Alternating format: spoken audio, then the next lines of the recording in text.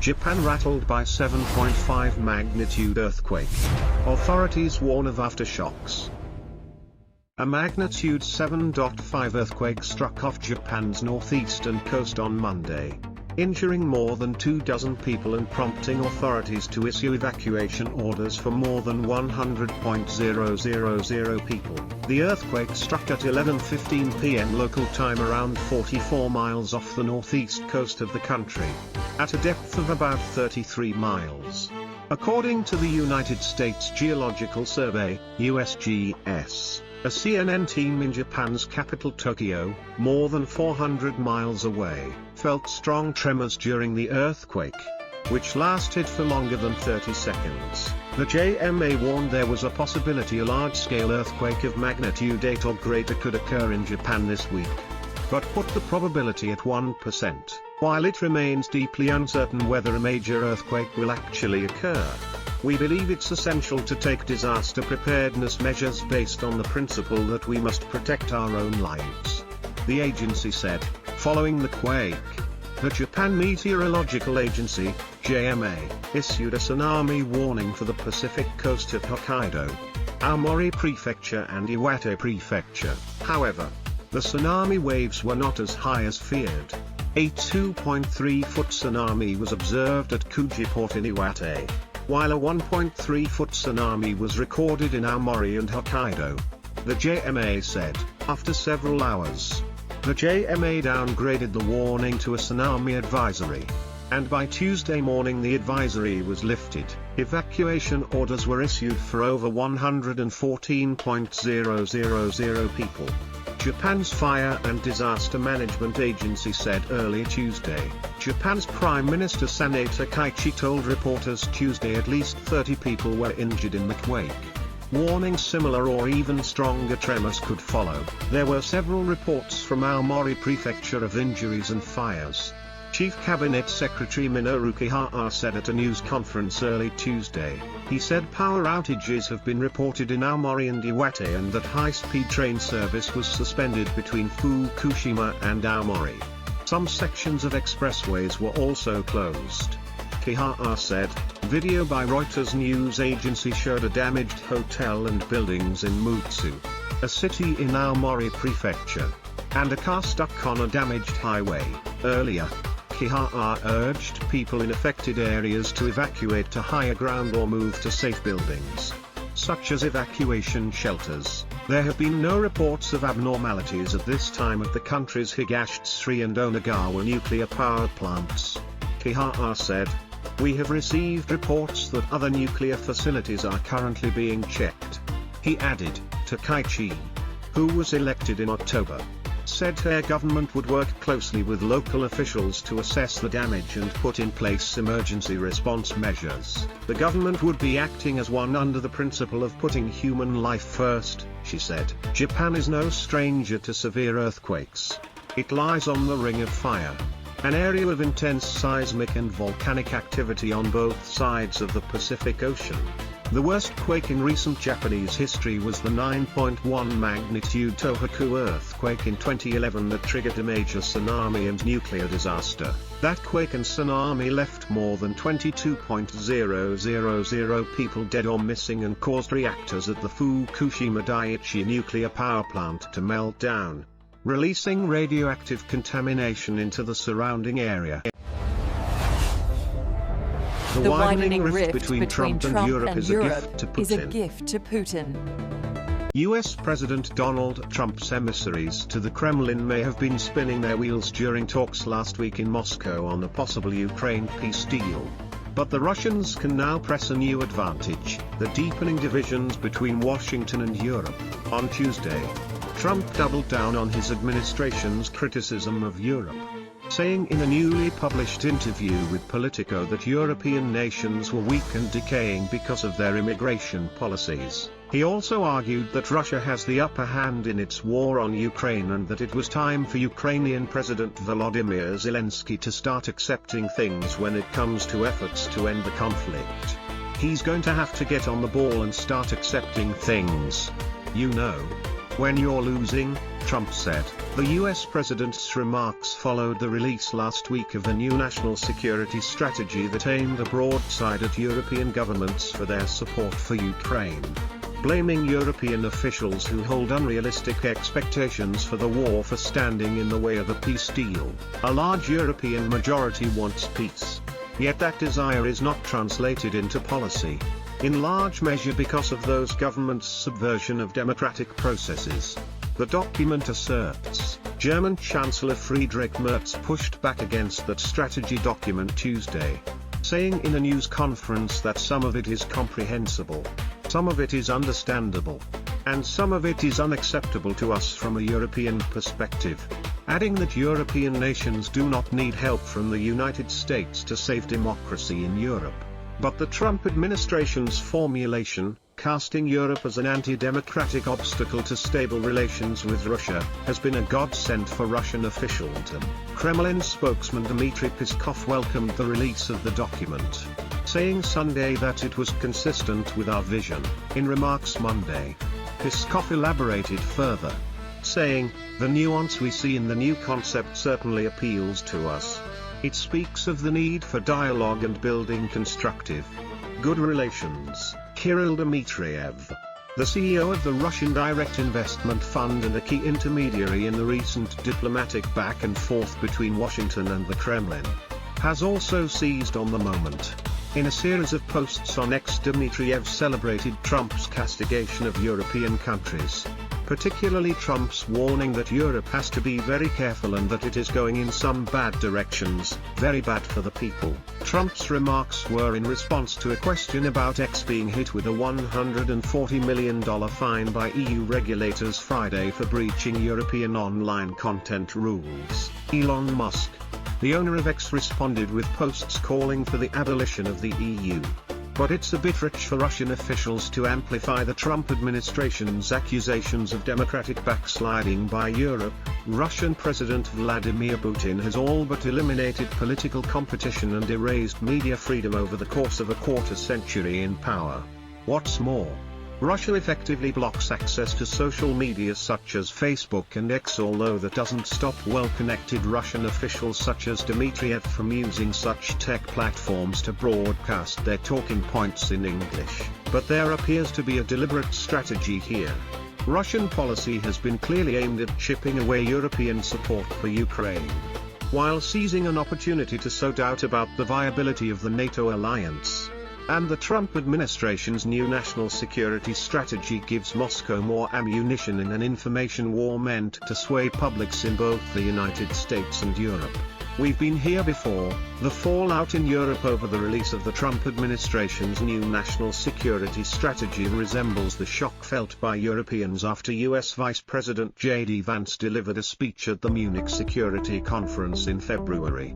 And the jubilation likely expressed in Moscow over Washington's put-downs of Europe is reminiscent of the glee over Trump and Vance's public scolding of Zelensky in the Oval Office later that month. Zelensky has been making the rounds in Europe this week, conferring with the leaders of Britain, France and Germany in London and meeting officials of NATO and the European Union in Brussels to shore up support for Ukraine. But in parallel, Russian messaging about, and warnings to, Europe have increased in volume. In an interview on Russian state television, hardline Russian political scientist Sergei Karaganov said Russia was at war with Europe, not with a miserable, pitiful, misled Ukraine.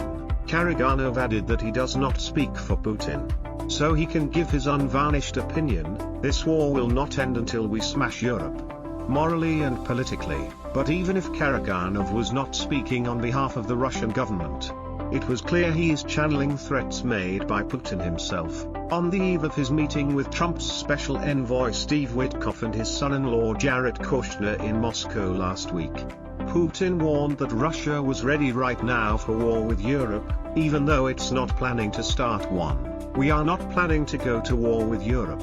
I have already spoken about this 100 times. But if Europe suddenly wants to go to war with us and starts, we are ready right now, he said last Tuesday. But the audience for that kind of saber-rattling is clear. And the Kremlin wants to make sure that Europeans are rattled by the rhetoric that is shaking transatlantic ties to their foundation.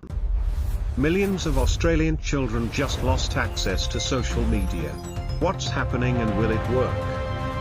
Children across Australia will wake up on Wednesday with no access to their social media accounts under a world-first ban designed to shelter those under 16 from addictive algorithms, online predators, and digital bullies. No other nation has taken such sweeping measures. And the rollout of the tough new law is being closely watched by legislators around the globe. Most of the 10 banned platforms, Instagram, Facebook, Threads, Snapchat, YouTube, TikTok, Kick, Reddit, Twitch and X, say they'll comply with the ban, using age verification technology to identify under 16s and suspend their accounts. But they don't believe it'll make children safer. Australian Prime Minister Anthony Albanese is already touting the ban as a success because families are talking about social media use. Some children, and their parents, are expected to flout the ban. But there are no consequences for either. We've said very clearly that this won't be perfect. But it's the right thing to do for society to express its views, its judgment, about what is appropriate. Albanese told the public broadcaster ABC on Sunday, under the law, platforms need to show they've taken reasonable steps to deactivate accounts used by under 16s, and to prevent new accounts being opened, to avoid fines of up to $49.5 million Australian dollars, $32 million. Snapchat users will have their accounts suspended for 3 years or until they turn 16. YouTube account holders will be automatically signed out on December 10th. Their channels will no longer be visible, however. Their data will be saved so they can reactivate their accounts when they turn 16. Children will still be able to watch YouTube without logging in. TikTok says all accounts used by under 16s will be deactivated on December 10th. It says it doesn't matter which email is used or whose name is on the account, its age verification technology will determine who's using it. Content previously posted by young users will no longer be viewable. The platform's also encouraging parents who believe their children may have lied about their age when opening accounts to report them. Twitch says no under 16s in Australia will be allowed to create new accounts on the live streaming site popular with gamers from December 10th. But current accounts held by under 16s will not be deactivated until January 9th. The company did not respond to a request to explain the delay. Meta started removing accounts belonging to teens under 16 on Instagram, Facebook and Threads on December 4th. Users were invited to download their content, and it'll be there should they want to reactivate their account when they turn 16. Reddit said it would suspend the accounts of users under 16, and prevent any new ones being opened. X has not replied to queries about how it'll comply with the ban but fiercely objects to the legislation as an infringement of free speech. Kick, a live streaming service similar to Twitch, has not responded to a request for comment. Along with the list of banned sites is a list of platforms that aren't considered part of the ban yet. They are Discord, GitHub, Google Classroom, Lego Play, Messenger, Pinterest, Roblox, Steam and Steam Chat, WhatsApp and YouTube Kids. The decision to omit Roblox was seen by many Australians as a puzzling choice, given recent reports alleging children have been targeted by adult predators inside its games. E-Safety Commissioner Julian Grant has said that talks with Roblox began in June and it agreed to introduce new controls which are being rolled out this month in Australia, New Zealand, and the Netherlands. And elsewhere in January, users will need to verify their age to enable chat functions. And they'll only be able to chat with someone of a similar age. Banned platforms already had a good idea who was using their service from the date of birth users entered when they opened an account. But the new law requires them to actively verify their ages. That's raised objections from some adult users who are concerned that they'll be asked to verify their age. The age assurance technology trial carried out early this year convinced the government that age checks could be done without compromising privacy. Platforms are checking ages via live video selfies, email addresses or official documents. According to Yoti, an age verification company whose clients include Meta, most users choose a video selfie which uses facial data points to estimate age. Some are looking for alternative platforms that offer similar services that aren't banned. Yelp, a photo sharing platform, said it had attracted 100,000 new Australian users by word of mouth as the impending ban loomed. Lemonade, a TikTok-like platform also owned by ByteDance, has also been promoted among teens as a backup. Both platforms were put on notice by the e-Safety Commissioner. Lemonade says it'll comply with Australia's new laws, while Yelp told CNN the ban doesn't apply to it because it doesn't allow messaging with strangers. The e-Safety Commissioner says the list of banned sites is evolving, and new sites could be added as they gain popularity or offer new services. The fluid nature of the list, and the incentive for other operators to cater to millions of teens looking for alternatives, has prompted criticism that the government has created a game of whack-a-mole that it will arguably never win. Youth counselors and support groups are worried that children who rely on social media for inclusion will end up in unregulated digital spaces, where there are even fewer safeguards, and are watching to see where they go. Part of the motivation for the ban was to get children offline and more engaged with the real world. And that is something officials plan to measure. We'll be looking at everything from are kids sleeping more? Are they interacting more? Are they taking fewer antidepressants? Are they reading more books? Are they going outside doing sports? E-Safety Commissioner Inman Grant told the Sydney Dialogue last week, but she said they'll also be monitoring the unintended consequences. Are they going to darker areas of the web? And what is the outcome? 6 experts from Stanford University's social media lab will work with the e-Safety Commissioner to gather the data, and the whole process will be reviewed by an independent academic advisory group of 11 academics from the United States, the United Kingdom and Australia. Stanford University said its approach, methods and findings will be published for scrutiny by researchers, the public and policy makers worldwide. We are hopeful that the evidence generated can directly support and inform decision-making by other countries as they seek to promote the online safety of children in their jurisdictions, the university said in a statement. We're in a wind chill economy. We're in a where things economy feel worse where than things they are. feel worse than they are. Most Americans agree, this economy stinks. Practically every consumer sentiment survey and political poll points to that theme. People feel like their dollars aren't stretching as far as before, and the cost of living is rising beyond their means. There's just one problem, that part is not true. Most Americans are getting raises that outpace overall inflation. It's not even a new trend.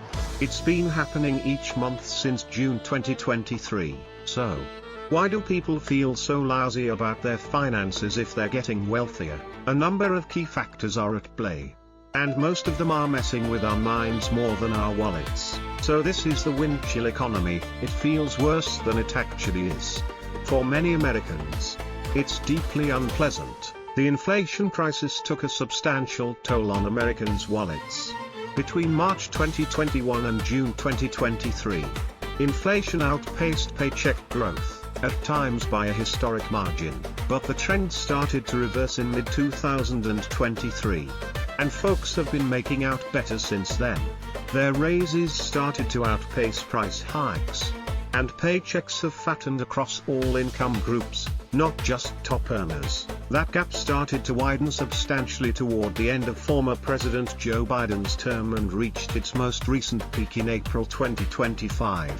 When paychecks grew 4.1% over the course of the previous 12 months, while prices rose just 2.3% over the same period. But the gap has shrunk considerably over the past several months. Inflation stood at 3% in September, while wage gains came in at 3.8%. Median income for working-age Americans slowed near decade-long lows this year when adjusting for inflation. JP Morgan reported, even though American workers are still ahead, they can see inflation creeping ever closer in the rearview mirror. The overall feeling that dollars aren't stretching quite as far as they used to isn't quite backed up in the data. But it's starting to feel that way as prices are on the rise again. During the pandemic, millions of Americans got their first taste of financial security. They weren't spending on travel, gas, restaurants and a number of other items. Their savings were padded by what they weren't spending, and Americans got an additional boost through historic government stimulus. Pay exceeded inflation by record margins. In May 2020, average wages grew 7.5% over the previous 12 months, when inflation stood at just 0.1%. For a year, Americans gained substantial purchasing power. Revenge spending became a social media trend, and consumer confidence surged. With ample savings and hefty raises, folks expected that they would make enough money to achieve the American dream. But when the pandemic shifted into an inflation crisis, Americans discovered that the game had changed. The housing market locked up, and the last bastions of cheap housing in America are gone. Boomers weren't downsizing. Starter homes were going for hundreds of thousands of dollars over asking price.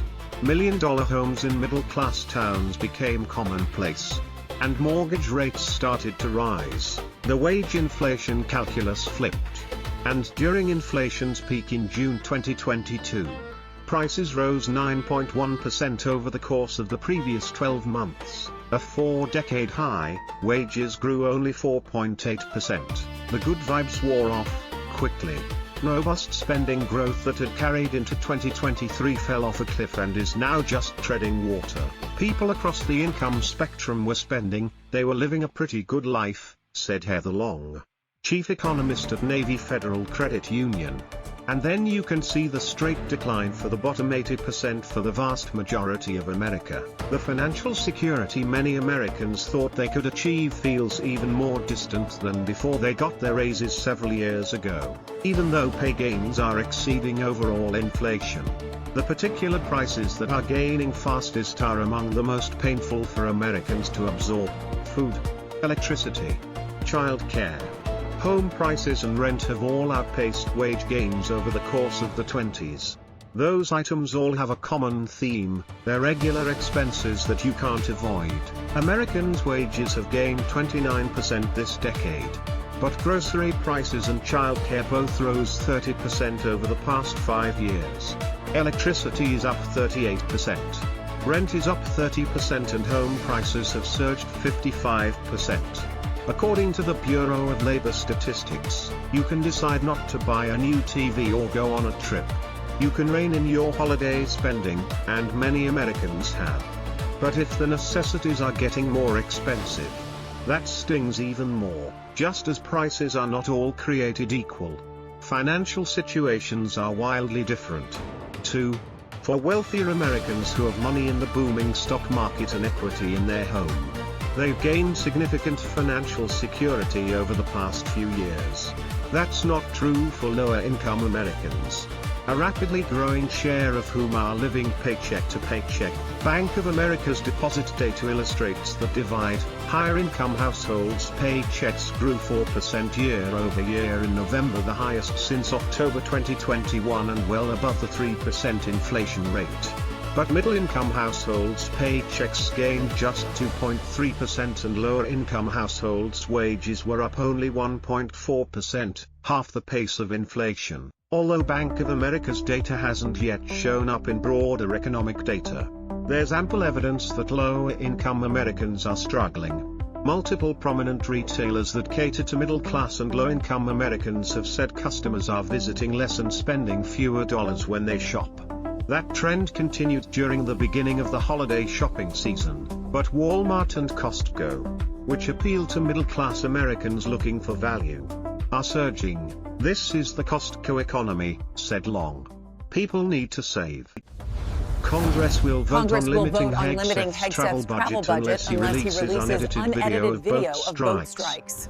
Tucked into Congress' massive defense policy bill is a provision that would limit Defense Secretary Pete Hegseth's travel budget unless he provides the House and Senate Armed Services Committees with unedited video of U.S. military strikes in the Caribbean. The mandate in the must-pass piece of legislation, known as the National Defense Authorization Act, would withhold a quarter of the budget unless the Pentagon provides lawmakers video of strikes conducted against designated terrorist organizations in the area of responsibility of the United States Southern Command. It comes as a September 2nd double-tap strike on an alleged drug boat in the Caribbean has come under intense scrutiny on Capitol Hill.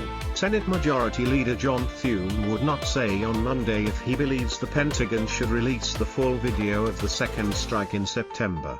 After senior lawmakers on key committees reviewed the footage last week, I think the Armed Services Committee is doing oversight on this.